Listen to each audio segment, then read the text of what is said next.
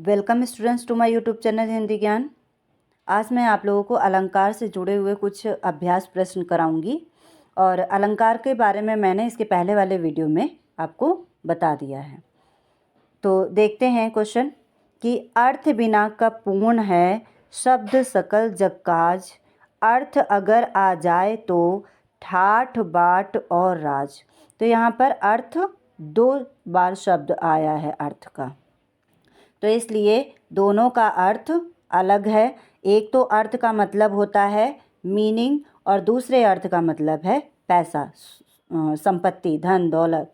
तो इसलिए यहाँ पर जब 2 शब्द हैं और दोनों शब्द के अर्थ अलग हैं और एक से अधिक अर्थ देते हैं, तो इसलिए यहाँ पर ये श्लेष अलंकार होगा। नेक्स्ट है, कैसे कलुषित प्राण हो गए, मानो मन पाषाण हो गए। इन काव्य पंक्तियों में कौन सा अलंकार है?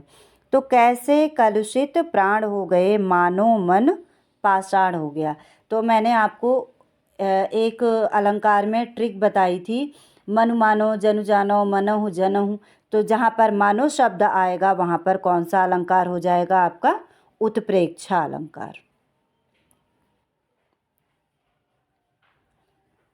इधर उठाया धनुष क्रोध में और चढ़ाया उस पर बाण, धरा सिंधु नभ कांपे सहसा, विकल हुए जीवों के प्राण। तो यहाँ पे क्या कह रहा है कि इधर धनुष उठाया गुस्से में और उस पर क्या चढ़ाया? प्रत्यंचा को चढ़ाया, और उधर धरा यानी धरती, समुद्र, आकाश सब कांपने लगे और जो जीव थे वो व्याकुल होने लगे कि अचानक से ऐसा क्या हो गया। तो इसमें क्या होगा कि किसी भी बात का जहाँ पर बढ़ा चढ़ाकर वर्णन किया जाता है तो वहाँ पे कौन सा अलंकार होता है? अतिशयोक्ति अलंकार। इसलिए इस पंक्ति में अतिशयोक्ति अलंकार है। एक दिवस सूरज ने सोची छुट्टी ले लेने की बात, सोचा कुछ पल सुकून मिलेगा, चलने दो धरती पर रात। तो इसमें इस पंक्ति में क्या कहा गया है कि सूरज जो है वो ऐसा सोच रहा है कि एक दिन चलो हम छुट्टी ले लेते हैं और रात को चलने देते हैं, कि रात चलती रहेगी। जब सूरज नहीं निकलेगा तो अंधकार जाएगा नहीं, प्रकाश आएगा नहीं। तो यहाँ पे क्या है? सूरज का मानवीकरण किया गया है। तो जहाँ पर प्राकृतिक चीज़ों का मानवीकरण किया जाए वहाँ पे कौन सा अलंकार होता है? मानवीकरण अलंकार। कहती हुई यूं उत्तरा के नेत्र, जल से भर गए, हिम कणों से पूर्ण मानो हो गए पंकज नए। तो जस्ट इसी के पहले वाले एग्जाम्पल में मैंने आपको बताया ही है क्वेश्चन में कि जहाँ पर मन मानो शब्द, जनु जानो शब्द, मनहु जनहु ज्यों आदि ऐसे शब्द आए वहाँ पर उत्प्रेक्षा अलंकार होता है। तो यहाँ पर मानो शब्द आया है इसलिए यहाँ पर भी उत्प्रेक्षा अलंकार होगा। को घटिये वृषभानुजा, वे हलधर के वीर में कौन सा अलंकार है? तो यहाँ पे कौन सा अलंकार होगा? वृषभानुजा। वृषभानुजा यहाँ पर इसके अर्थ कई हैं, 2 हैं। एक तो राधा जी हैं और दूसरा वृषभ यानी एक तरह से बैल के लिए आया है। ठीक, तो इसलिए यहाँ पर क्या है? श्लेष अलंकार है। वृषभानुजा के 2 अर्थ निकल रहे हैं, एक तो बैल के लिए और दूसरा राधा जी के लिए आया है, तो इसलिए यहाँ पर श्लेष अलंकार है। नेक्स्ट, जो नत हुआ वह मृत हुआ, ज्यों वृंत से झरकर कुसुम। पंक्ति में कौन सा अलंकार है? तो इसके पहले मैं बता ही चुकी हूँ, जहाँ पर ज्यों त्यों और मनहु जनहु, मन मानो जनु जानो, जहाँ पर ये शब्द आते हैं वहाँ पर उत्प्रेक्षा अलंकार होता है। तो इसलिए इस पंक्ति में उत्प्रेक्षा अलंकार है। जरा से लाल केसर से कि जैसे धुल गई हो। पंक्ति में कौन सा अलंकार है? तो लाल केसर से कि जैसे धुल गई हो। तो इसमें ये कौन सा अलंकार है? जैसे आया है, तो इसमें भी आपका उत्प्रेक्षा अलंकार है। उपमेय में उपमान की संभावना प्रकट की जा रही है, इसलिए यहाँ पर उत्प्रेक्षा अलंकार होगा। नेक्स्ट, लो यह लतिका भी भरलाई मद मुकुल नवल रस गागरी। तो यहाँ पे प्रातःकालीन मतलब सौंदर्य का वर्णन किया गया है। तो इसमें भी प्राकृतिक चीज़ों का मानवीकरण किया गया है, इसलिए यहाँ पर मानवीकरण अलंकार होगा। नेक्स्ट क्वेश्चन देखते हैं, इसमें क्या है ये क्वेश्चन, निम्नलिखित में से कौन सा अतिशयोक्ति अलंकार का उदाहरण है। तो पीपर पात सरस मन डोला, यानी पीपल के पत्तों के समान किसी का मन डोलता है। तो यहाँ पे सम समान जहाँ पर आता है वहाँ पे उपमा अलंकार होता है, तो आपका यहाँ पे उपमा अलंकार आपके कोर्स में नहीं है। देख लो साकेत नगरी है यही, स्वर्ग से मिलने गगन को जा रही। तो यहाँ पे भी मानवीकरण है। और वन शारदी चंद्रिका चादर ओढ़े, ये भी मानवीकरण है। और हमसे क्वेश्चन पूछा है अतिशयोक्ति अलंकार का उदाहरण, तो क्या होगा, मंगन को देख पट देत बार बार बार बार बार। तो इसमें भी क्या होगा कि आपका मतलब पट यानी श्लेष अलंकार होगा। तो इसलिए कौन सा ऑप्शन सही है, देख लो साकेत नगरी यही, स्वर्ग से मिलने गगन को जा रही है। तो ये वाला हमारा ऑप्शन सही होगा। साकेत नगरी के बारे में कहा जा रहा है कि देखो ये जो नगरी है ये इतनी ऊंची बिल्डिंग इसकी बनी हुई साकेत की कि ऐसा लग रहा है मानो जो उसकी चोटियां हैं, जो उसके महल बने हैं, भवन बने हैं, वो आकाश से मिलने के लिए उतावले हो रहे हों, जा रहे हों, आकाश से मिलने को जा रहे हों। तो इसलिए ये अतिशयोक्ति अलंकार यहाँ पर है।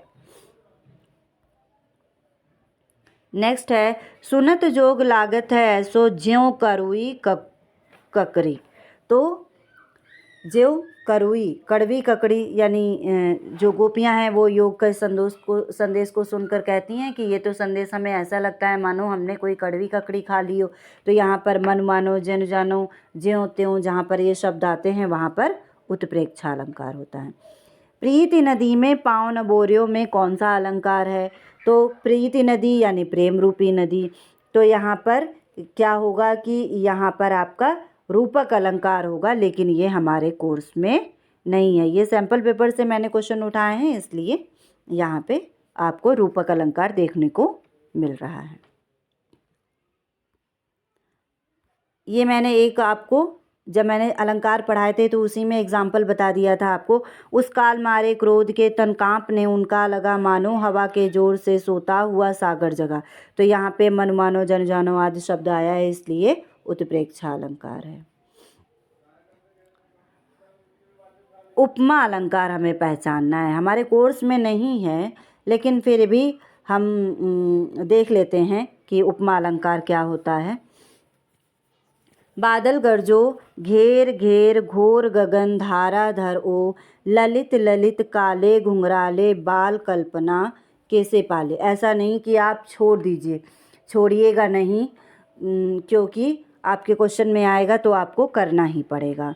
तो यहाँ पे उपमा अलंकार क्या होगा कि जहाँ पर सम समान, जैसे के से है ना, जहाँ पर ये शब्द आए जैसे सरस है, सम है, समान है, से है, सा है ना, जैसे फूल सी बच्ची, कोयल सी बोली। तो जहाँ पर इस तरह के शब्द आए आपको, वहाँ पे आपको उपमा अलंकार लगाना है। नेक्स्ट है, अवधि आधार आस आवन की में कौन सा अलंकार है।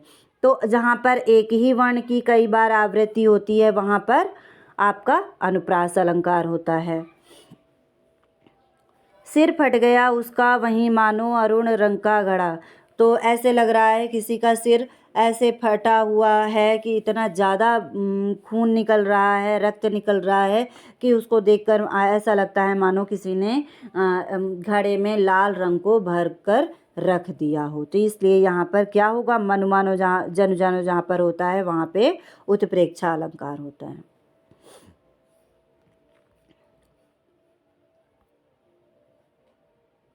चारु चंद्र की चंचल किरणें खेल रही हैं जलथल में।